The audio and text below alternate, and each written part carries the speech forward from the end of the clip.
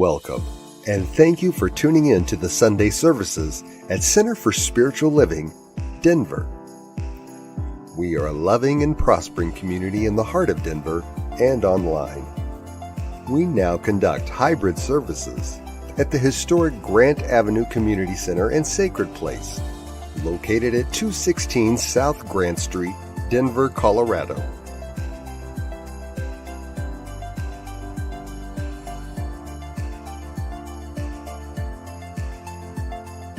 All are welcomed here.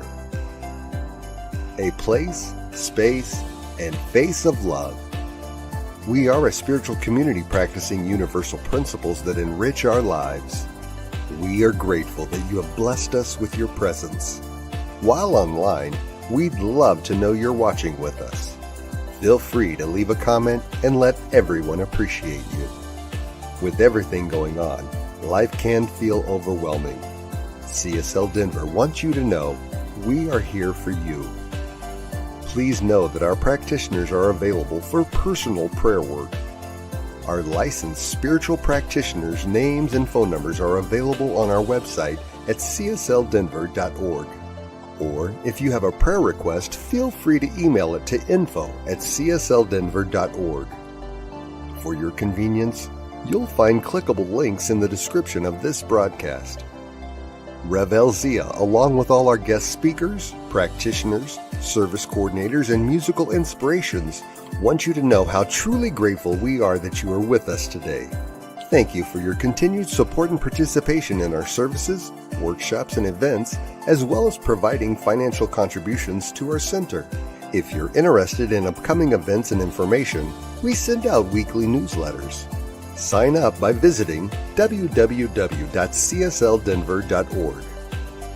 We deliver services in a hybrid format where we meet in person at 216 South Grant Street. We will also continue to live stream all services on Facebook and YouTube every Sunday.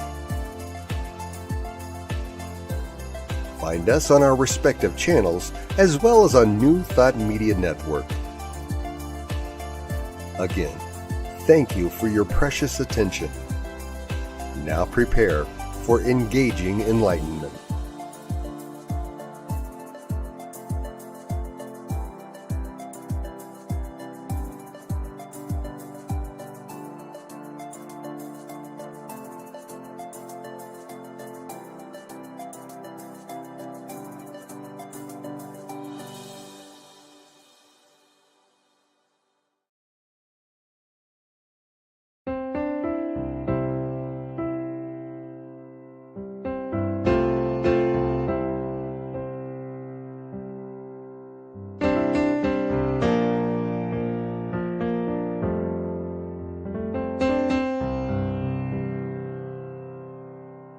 There is a garden where dreams come true,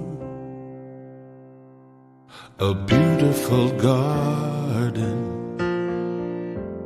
where God's grace blooms. There is a garden where everything grows, a beautiful garden where love is sown. And in this place of light and love, you can have anything that you're dreaming of.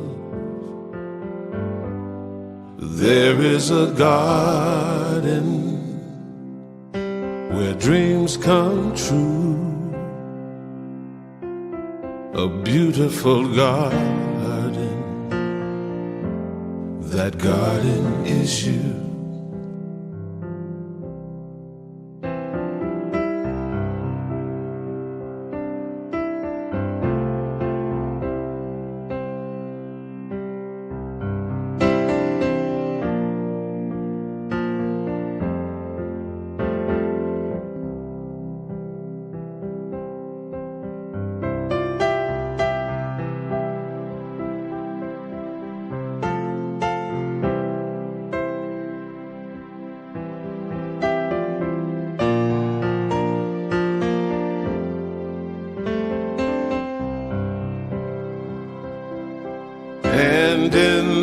place of light and love.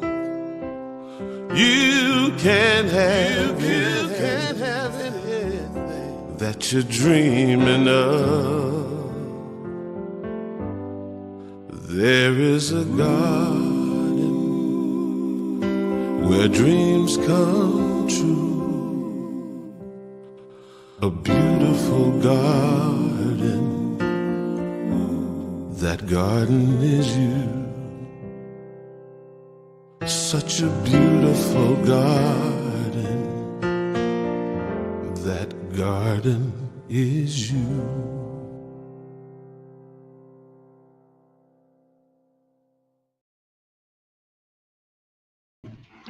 My name's Tim Hancock. I'm a practitioner here at Center for Spiritual Living Denver. And I invite you to join me in our opening prayer. I invite you to close your eyes and take a breath, a nice cleansing breath. And exhale. And one more. And exhale, realizing that the one spirit, the one divine universe is in, through, and around each and every one of us and all of our affairs that we do each and every second of each and every day.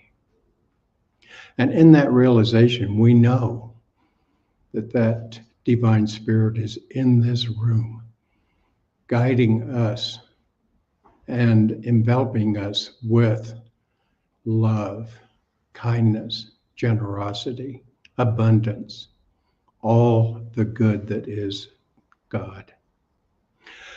And we know that that divine universe spirit is in Reverend Kelly's talk, as well as my reading, as well as the music, the technology that takes to get the production going, both in the room and online. And that the divine is just simply with us as we accept it and move into its flow. I am so grateful for this revelation. I'm so grateful for Center for Spiritual Living Denver. And I am so grateful for this teaching. And so it is. Okay, in our reading today, we're talking about abundance and so forth this month. So we're going to have a good session today. Abundance is more than just having a surplus of material possessions. It's a state of being that encompasses all areas of our lives. To truly embrace abundance, it's essential to understand its multifaceted nature and the mindset required to attract it. At its core, abundance is rooted in the belief that there is infinite supply of resources, love, joy, and opportunities available to us. It's an expansive mindset that recognizes that scarcity is a construct of the mind and that we have the power to transcend it. Gratitude is the gateway to abundance, as it shifts our focus from what is lacking to what is already present in our lives. By acknowledging and appreciating the blessings we have, we create space for more abundance to flow in. It's important to develop a sense of worthiness and self-belief. Often we unintentionally block abundance from entering our lives because deep down we don't feel deserving of it. Recognize your inherent worth and embrace the truth that you are deserving of abundance in all forms. Abundance is not solely about accumulation. It's about the flow of energy.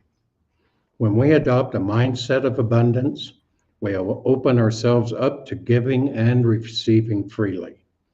By being generous with our time, love, and resources, we create a harmonious exchange that allows abundance to circulate in our lives. So as you embark on this journey of understanding abundance, remember that it's lifelong practice. It requires constant awareness, gratitude, and a willingness to let go of scarcity-based beliefs. By expanding your perspective and embracing abundance as your natural state of being, you invite a world of possibilities and transformation into your life. And from Ernest Holmes, prosperity is the outpicturing of substance in our affairs. Everything in the universe is for us. Nothing is against us. We must know that everywhere we go, we meet friendship, love, human interest, and helpfulness. Life is ever giving of itself. We must receive, utilize, and extend the gift. Success and prosperity are spiritual attributes belonging to all, but not necessarily used by all people. And in closing my section of the reading and so forth, because of the current events that has been going on, and is a lot of concern about what has happened and what is going to happen and so forth, I'd like to read a letter that Reverend Elzia sent to the practitioners. I trust everyone is doing and allowing the Spirit of the Divine to lead us in this moment. As we step into the future, consider the following. Let us embrace the present moment, recognizing that Spirit is everywhere, within each individual, and at the heart of all life. We acknowledge that divine love, wisdom, and harmony flows through our nation, guiding us towards a brighter future. We affirm that despite any seemingly differences, there is an underlying unity connecting us all. We release any divisions that have weighed upon us and open our minds and hearts to understanding, compassion, and collaboration.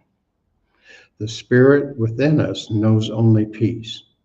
And as we align with this truth, we let go of fear, doubt, and anger. In its place, we invite trust, openness, and the willingness to work together. And he concluded with an affirmation. I affirm that each of us brings unique gifts and perspectives to this shared purpose. Through Spirit, we are empowered to co-create a society that honors freedom, justice, and dignity for all. I see our country progressing with clarity, resilience, and compassion, rooted in a profound respect for every individual. We move forward knowing that divine guidance leads our steps and that our highest good unfolds in every choice. With gratitude, I accept this truth and release this prayer into the universal law, knowing it is already done. And so it is. And now we would like to enjoy the music of Susan Clark singing Karen Drucker's I Don't Walk Alone. Hello, CSL Denver, and a special welcome to any of you who are watching us online right now, and to any of you who might choose to watch us later. My name is Susan Clark, and I'm here to provide the special music for your service. I picked out a newer song of Karen Drucker's, and this is called I Don't Walk Alone. I hope you enjoy it.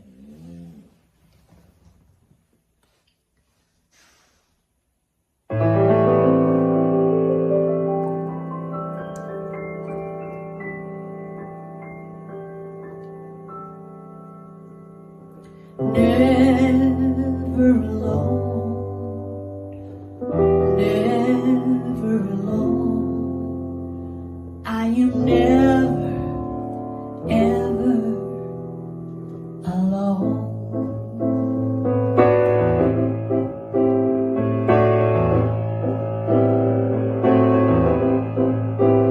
I don't walk alone, Spirit. Grace fills me now. I don't walk alone. I don't walk alone. Spirit is always with me. Grace fills me now. I don't walk alone. I don't walk alone. Spirit is with me always. Grace fills me now. I don't walk alone. I don't walk alone. Spirit is with me always. Grace fills me now. I don't walk alone. I felt so lost, couldn't find my way, searching for an answer, how to make it through the day. I called out for help and felt something shift inside, a presence, a power that cannot be denied. I don't walk alone. Spirit is with me always. Grace fills me now. I don't walk alone. I don't walk alone. Spirit is always with me. Grace fills me now. I don't walk alone. No matter what I call it, no matter what I believe, I know that when I'm hurting, if I ask, I will receive the love that I am needing, the peace within my soul. I can surrender and let it go. Let it all, let it all, let it all go. I don't walk alone. Spirit is with me always. Grace fills me now. I don't walk alone. I don't walk alone. Spirit is always with me. Grace fills my soul, and I am never alone. I don't walk alone. Walk. Spirit is with me always. Grace fills me now. Grace. I don't walk alone. Think you can sing that with me? So the words are, I don't walk alone. Spirit is with me always. Grace fills me now. I don't walk alone. Try it. Here we go. I don't walk alone. Spirit is with me always. Grace fills me now. I don't walk alone again. I don't walk alone. Spirit is with me always. Grace fills me now. I don't walk alone. Never alone. Never alone. I am never, ever alone. Never alone. Never alone. I am never, ever alone. Never alone. Never alone. I am never, ever alone. Spirit is with me. Spirit is with me, and I am never, ever alone. Grace is with me. Grace is with me, and I am never, ever alone. Never alone. Never alone. I am never, ever alone.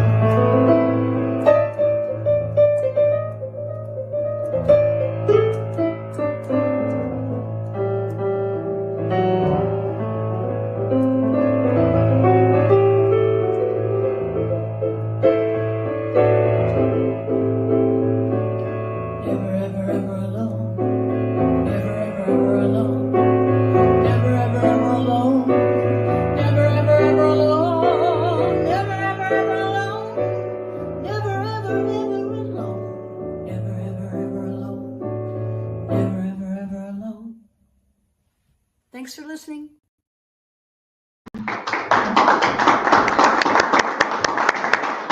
Thank you, Susan. And as a side note, Susan lives outside of Albuquerque in the mountains and got 18 inches of snow this week. So she wouldn't have been able to join us in person anyway. So I would like to introduce Reverend Kelly Robbins. We've had her with us before. She was awesome, and we are just so happy to have her back with us again. So help me welcome Reverend Kelly Robbins.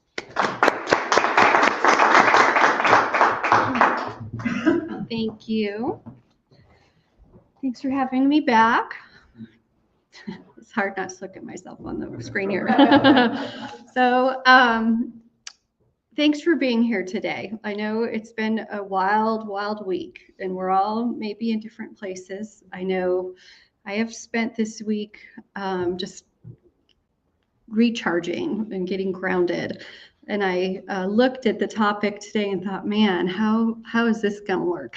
Talking about abundance. So I want to just all of us just acknowledge that there's a lot going on in our world, and there's a lot of unknowns. And no matter where you are with things, we're here to fill up and to use this place, this really sacred space, to be with each other in community, and to take this time to open our heart. And did I touch something? No, you did not. It's chat GPT. Apologize. Okay. So that's God going, yeah, girl. Let's be intentional that we're here to fill up. And we are going to be talking about abundance. And I do have a message talking. I loved her song, and it fits so well, how we're not alone. And how can we be here now and leave here today and go forth with our lives knowing that we're not alone, knowing and feeling that that presence of love and that presence, that intuitive nature of connectedness and unity in a positive way. Because these same principles that we're going to talk about abundance apply to our thoughts. They apply to just how we're being on a soul level with ourselves and with each other, and how we work with the universe. It's how we use these same tools as we process the news, as we observe life and observe our families and our communities. We use these principles just how we allow people into our space and the boundaries we set. So just being open in that space of what does that look like for me? I'm choosing to acknowledge this sacred space and having that intention to fill up with whatever it is that you need today. There was a farmer, and he was out in rural Nebraska, and he grew corn. He grew like really high quality corn. And in his community, they had a contest every year of who grew the best corn, and he won every single year. And he was interviewed for an article in the paper, and the journalist asked him, he said, Farmer Joe, I learned something interesting about you. I learned that you shared your seeds with your neighbors, with the neighboring farms. And how can you afford to do that? You have the best seed in the community, and you compete with these other farmers. How can you afford to share your corn seeds with them? And the farmer said, well, sir, don't you know that the wind picks up the pollen from the corn in the fields and it swirls it around? And not only would my neighbors get my seed, but I get their seeds as well. And if they have poor quality corn, it affects my corn. So if I am going to grow good corn, it's to my benefit to help my neighbors also grow good corn. And so it is with us in our lives. When we're talking about abundance, there's this intuitive knowing that we are connected to all, and how we show up for ourselves and others is how abundance shows up in our lives, and that the quality of our responses affects the quality of what we receive. And the thoughts of love that we share affects the love we receive. So if you're like me, I've done a lot of work on abundance. I mean, I've had a business, I've taken coaching and read books, and there's a lot of good quality content about abundance. And it's often an area people struggle Today, we're going to be very specific about one little sliver of abundance. We're talking about abundance and how we show up with others and how others show up with us. So we're kind of taking just this one piece of it. And I'm going to invite all of you to look at, make this personal. What area of your life do you not feel abundant? It might not be money, but just be open to what that might be. And then as you're playing and mulling it over in your mind, where in this piece am I interacting with others? How does this when we're talking about shared abundance, specifically, how am I showing up with others and how am I allowing others to show up with me? So if we're going to look at our interconnectedness with others. So to begin with, a core of our teaching and a core of our awareness of ourselves is separateness versus oneness. And has that not been more prominent than in the news this week, right? Separateness versus oneness. Separateness leads to competition rather than cooperating, right? Where in this area of your life that we're playing with today, how are you operating from lack or limitation? And I just invite you to sit with that for a minute, because sometimes we really don't know the answer. And sometimes we haven't asked ourselves, sometimes asking ourselves questions a little bit differently shifts the energy a little bit so a different answer can appear. So where am I operating from lack or limitation? Where am I operating from separateness? Because it's really built into the very structure of our community. Let me tell you let me read this to you. This is the definition of economy, the definition of economics. It is the study of scarcity and its implications for the use of resources, production of goods and services, growth of production and welfare over time, and a great variety of other complex issues of vital concerns to society. So I don't know if you caught that in the beginning, but the definition of economics is the study of scarcity, like it's built into the United States of America, the world. We talk about economics all the time, and it's the study of scarcity. So today, one task, one invitation upon us is how do we individually pull ourselves out of that collective consciousness. We hear, there's a section on the news of economics, business, like it's prominent. It affects all of us, our businesses, where we work, our families. How do we pull ourselves out of that collected consciousness of the study of scarcity? It's not the study of abundance or the study of unlimited resources. It's the study of lack of resources. And that's what our financial system is built on. So just that awareness, and if you can have a thread that you pull out of it or pull out of the collective consciousness, how can I disengage from that?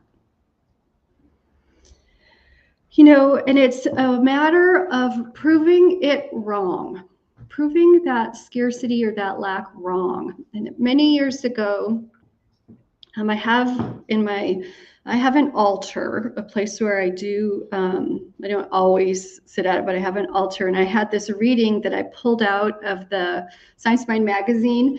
I had a quote by Ernest Holmes. I had a little reading by Ernest Holmes, and he was talking about nature. Ernest Holmes is their founder of Centers for Spiritual Living. But he's talking about nature and how abundant nature is. And he talks, I don't have the exact quote, but he was talking about proving it wrong, where you feel a sense of scarcity. How can you prove it wrong? And you go out in nature. He said, just look around. There's millions of seeds of grains of sand. Turtles, when they lay eggs, they lay like millions of eggs, and not all of them hatch, but there's just an abundance. And I took his reading and I went for a walk around my neighborhood, and I was like, okay, Kelly, let's prove it wrong. And it was in the fall, because I remember seeing the abundance of leaves everywhere that weren't raked up. And it's just little, it seems little, but we've got this ingrained in us that we're not even conscious of it really. So anything that grabs your attention, how can I prove it wrong? I'm in a group for, just an example of how this can be used. I'm in a group with other spiritual leaders outside the Boulder area. I live on the north side of town. And this woman is a musician, and she came into it's a very small group. She came in and she said, guys, I was feeling so, like our bills were paid. I was feeling so good. And then they raised our car insurance, and it was like $200. She goes, and it just all fell apart. And she had this whole, you guys, I'm sorry. She had this whole story about what was going on. And she had like a lot of marketing and all sorts of business things going on. And I said to her, told her this story. I said, how can you prove that wrong? And she just sat there and was just real quiet. And she comes back, like we meet once a month. She come back the next month, and she said, she was so grateful. She said, I have never heard that before. And I went home. It's only $200. I mean, really, so only $200. She went, she goes, I put this on sale and did this and that. And I got the $200, but it had never occurred to her to stop this story. Like, she had this story we all listened to of how this happens over and over, right? When I think I've got it. If you find yourself in that situation, catch it and say, how can I prove this wrong? Hers was every time my sister does it, like, there was just all these threads to it. But how can you grab that and prove it wrong?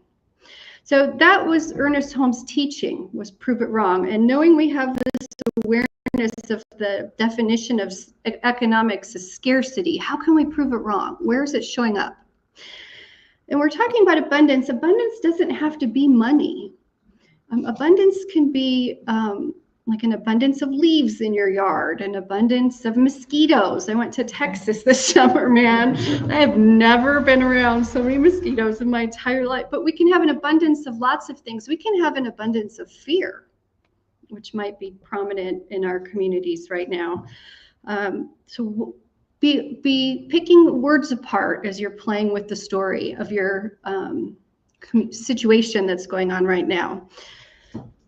And then the other aspect of this that I would like to point out when we're talking about shared abundance is that God works, Spirit, the universe, it works through us. It works through people. If we're talking about money, money comes from God through other people to you. So how are you in relation with others?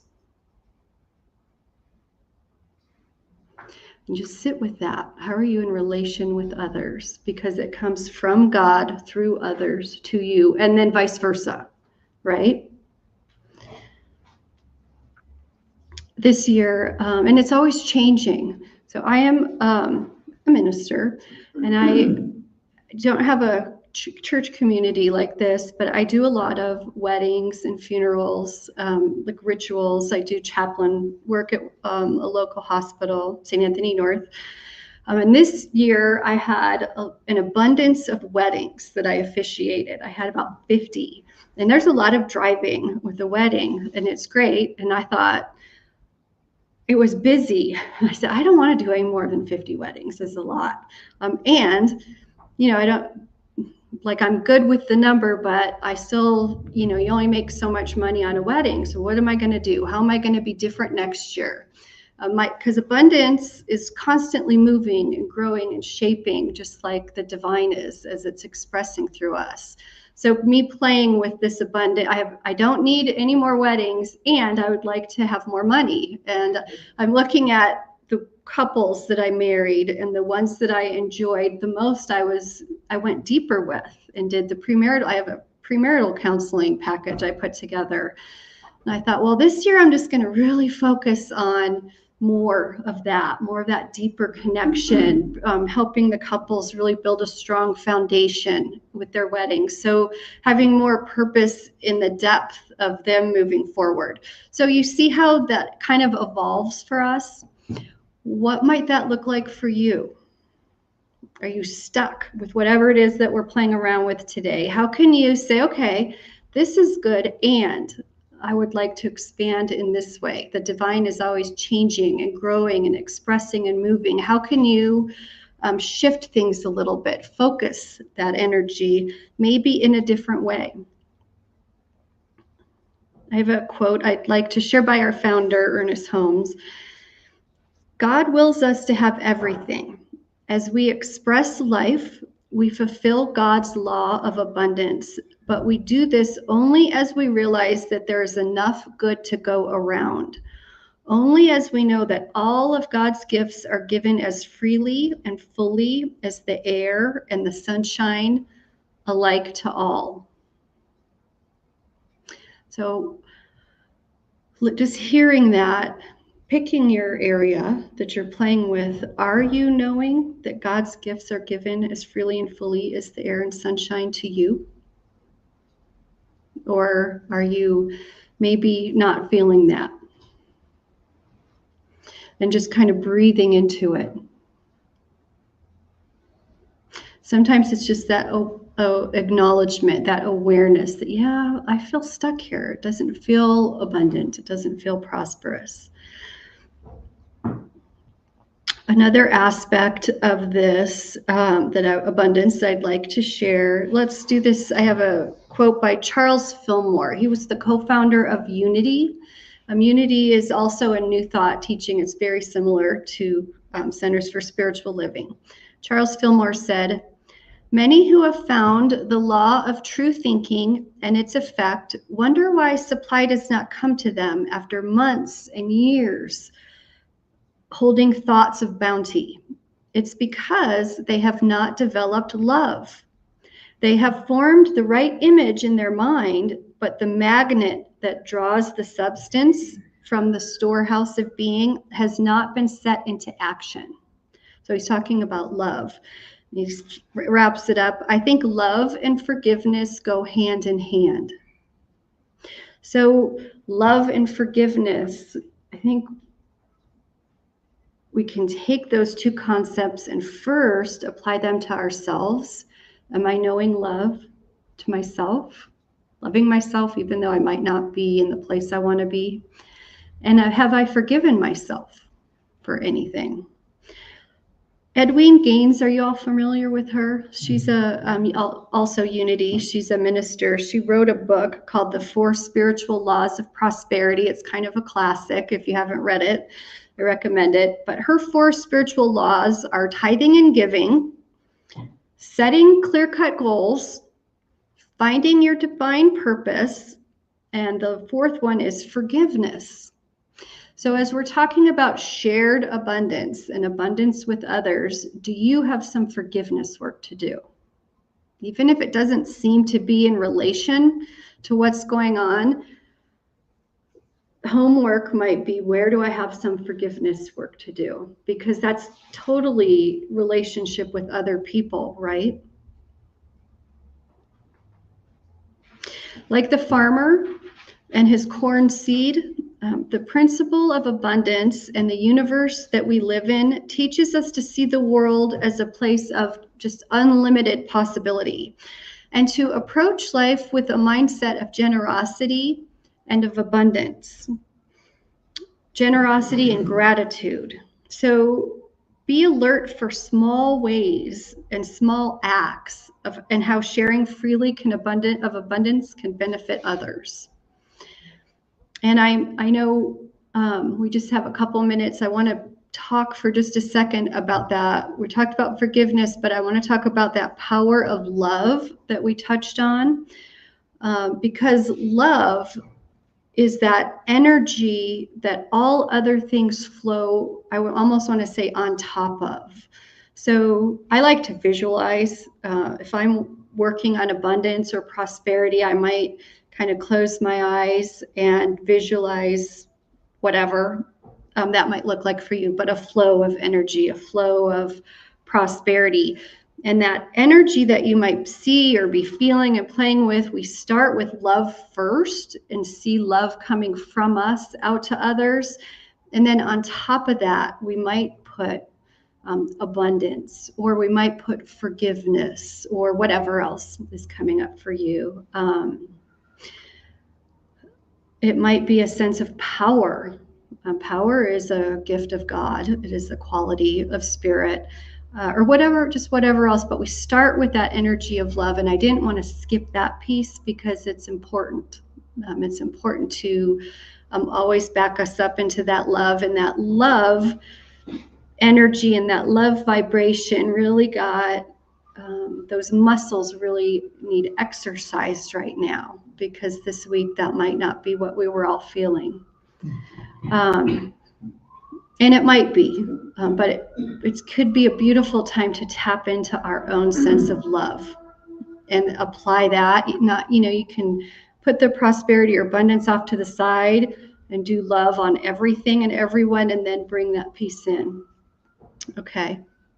So with that, I would invite us to take a moment in prayer as we deepen into these beautiful and amazing teachings of Spirit, knowing that that energy that is God, that vibration of divine abundance, is also in everyone, in every place, in everything at all times, even when we can't see it, even when we can't feel it.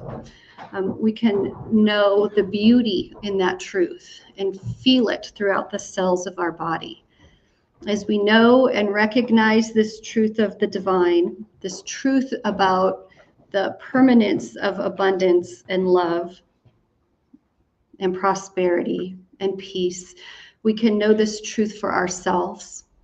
We can take a sigh of relief knowing that these qualities of the divine are not only known and true in our head and in our intellect, but throughout our bodies and throughout the bodies of all across the world, all across our community. As we realize and recognize these truths, we can take that moment to breathe and see and feel the prosperity and the love and the core truth in all of us, in all of humanity, and in ourselves. We give thanks for the truth of God, give thanks for the divinity in abundance, the divinity in love and prosperity, the divinity in forgiveness. As we give thanks, we can release these words to the law, knowing without a shadow of a doubt that as these words are spoken, we know that they are true and it is done. And you can join me if you like in saying, and so it is. Thank you. Thank you, Reverend Kelly. One of the things which kind of proves that we are all one, I had included the farmer story in my reading, but I took it out when I wanted to include Reverend Elzia's letter. So we are one. So I think that's kind of cool. Okay. Now is time for our giving. Whether you give through time, treasure, or a talent, we enjoy the gifts here at Center for Spiritual Living Denver. You can give in cash here today or in check here today in person or online. There is if you go to our website, there is a donate button that you can use to give to. There's also a number scrolling across the screen that you can give, as well as our post office box, which is 300-416-80203. You can send your donation to that. And we do appreciate the gifts of love from each and every person. So I'd like you to put your hand over your heart and repeat with me the affirmation. This perfect gift is spirit and form, circulating and blessing all that it touches. Freely I give and joyously I receive. And so it is. Okay, and for the announcements, thank you. Mark your calendars this coming Saturday, November 16th at 5:30 right here. We are doing Cinema for the Soul, and it is a movie that's called Imaginary Friends. It's written and directed by John Kerensky, And it's a mixture of live action animation featuring Ryan Reynolds and the voices of Steve Carell and Emily Blunt and many more. And then after the movie, we are going to have a discussion about our thoughts on the movie. A love offering is greatly appreciated, and we'd love for you to join us. It's first turkey time back in before the turn of the century. That makes us feel old. Reverend Jim Chandler started a program at Thanksgiving, and it was the Sunday before Thanksgiving, and he titled it First Turkey because it was the first turkey you were going to eat for the holiday season. And it became such a success that we are bringing it back since we're able to meet together. And the first turkey is going to be on the Sunday before Thanksgiving. That's going to be November 24th at 10 a.m. We won't have a regular service. We will have our first turkey. It's going to be similar to our community cafe. Everybody's invited.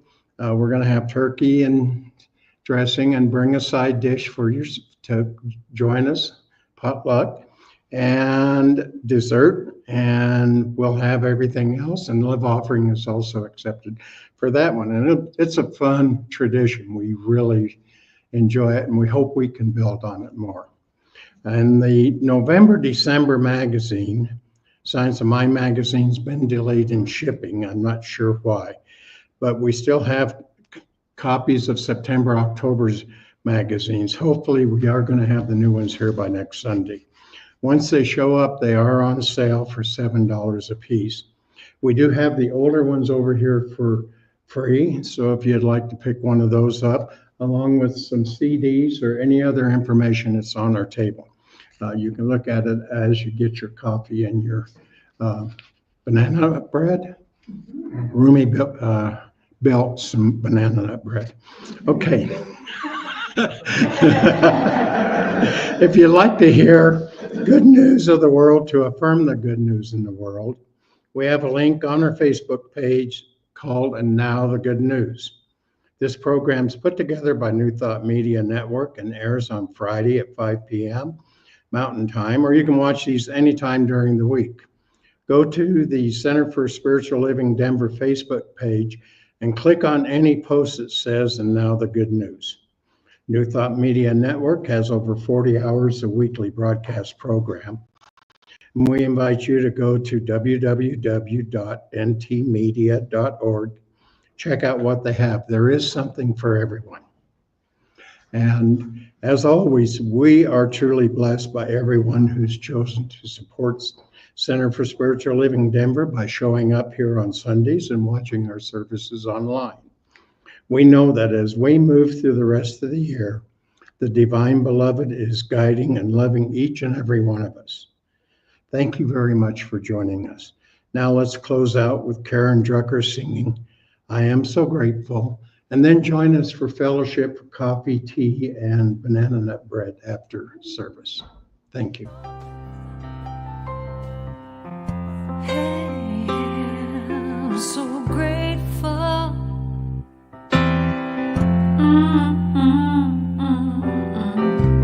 I'm so grateful. I'm so grateful.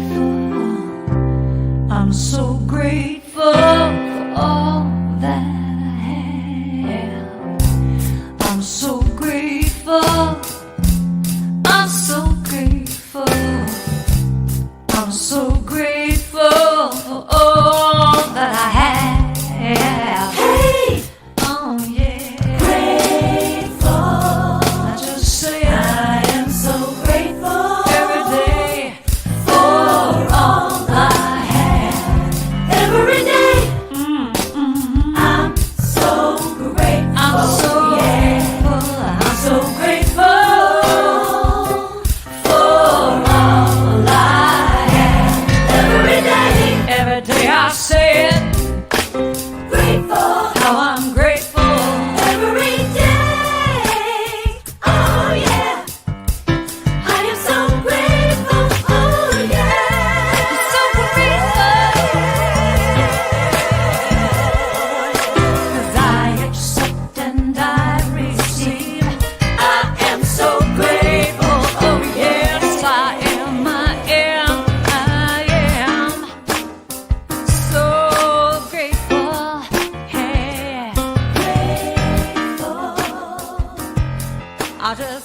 God bless.